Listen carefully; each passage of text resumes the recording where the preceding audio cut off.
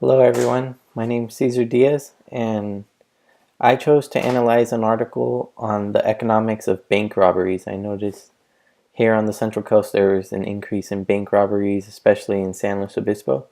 So I wanted to learn a little bit more, so let's get started. The title of the article that I analyzed is called Economics of Crime, Panel Data Discussion of Bank Robbery in the United States. It was published in the Atlantic Economic Journal, Volume 34, Issue Number 4. It was published on October 27, 2006. So this article really talks about the determinants of bank robberies in the United States from the years 1990 to 2000.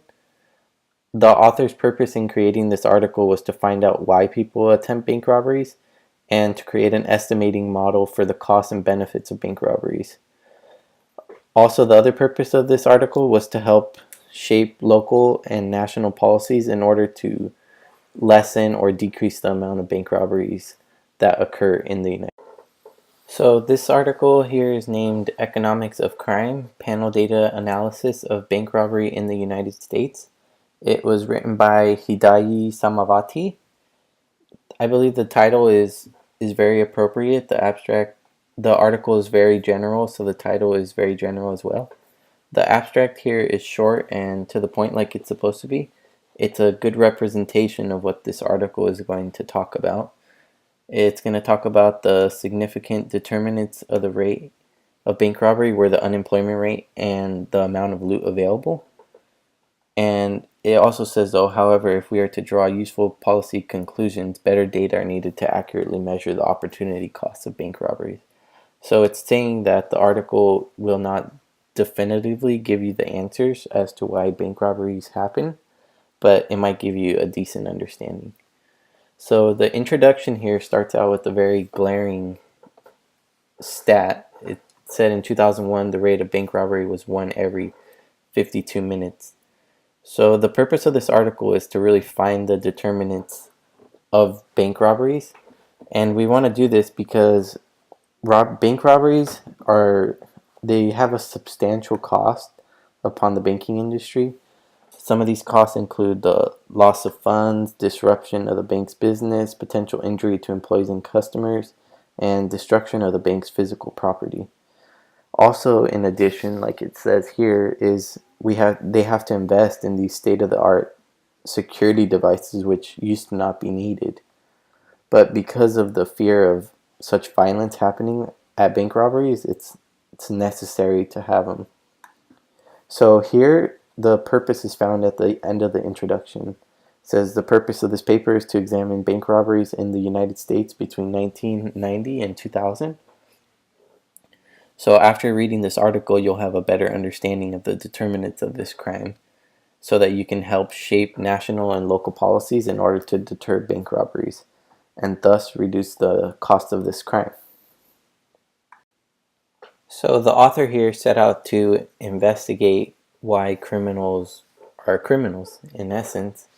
So he read literature from criminologists, sociologists, and psychologists, and he was seeking to understand criminal activity in general, and bank robbery in particular through examination of offenders' characteristics, environment, psyche, and motivations. So the findings of these studies revealed certain characteristics of offenders such as gender, age, employment status, and means of getaway. In addition, other variables were found to predict that a probability that a bank will fall victim to a robbery. Some of these other variables were how close the bank was to a highway, how close it was to a police station, how many entrances it had, how many tellers, the distance between any two tellers, and how much visibility the bank had from inside or outside.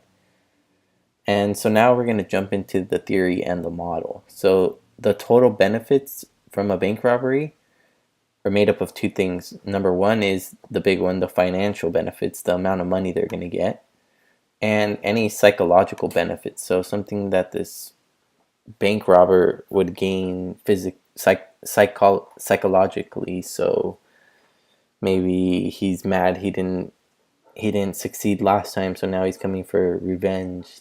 That's stated here where it says rage emanating from previous failed experiences, maybe driving a bank robber who might feel in charge and feel like he is somebody when committing the crime of robbery. So then the total cost here is the cost imposed by law enforcement authorities, jail times and fine, and the opportunity cost of engaging in bank robberies. So as we know, opportunity cost is what we could be doing instead of robbing a bank. And so now we're going to get into so it says here the expected net benefit from bank robbery is positive. So obviously people wouldn't do it unless they knew that they were going to gain something. They wouldn't do it if it was just to lose. So unfortunately, all other things considered, those who are unemployed have lower opportunity costs to engage in a criminal act. That's just how it is. They don't have a job, they don't have any means of income, so they go to bank robbery in order to really get money.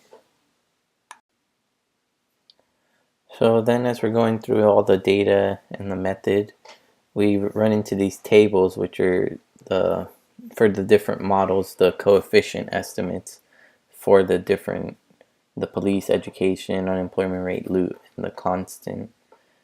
And then as we're scrolling, then we find more coefficients and ratios and standard errors for each state in particular. So there's the 50 states here, and they each have their own coefficient. So that's state specific. It's obviously less accurate than our general one that we were doing. So then we get to the conclusion here. So it says if the determinants of bank robbery can be identified, such information will definitely be useful to help policymakers try to eliminate and, in essence, free resources for other law enforcement and security concerns caused by bank robberies. And so let's see what the findings suggested. So the findings suggested here that unemployment rate is a significant determinant of bank robbery, obviously. As hypothesized, an increase in the unemployment rate increases the rate of bank robbery. So where there is an economic model that decreases the unemployment rate, then therefore it would decrease the amount of bank robberies. That's just cause and effect.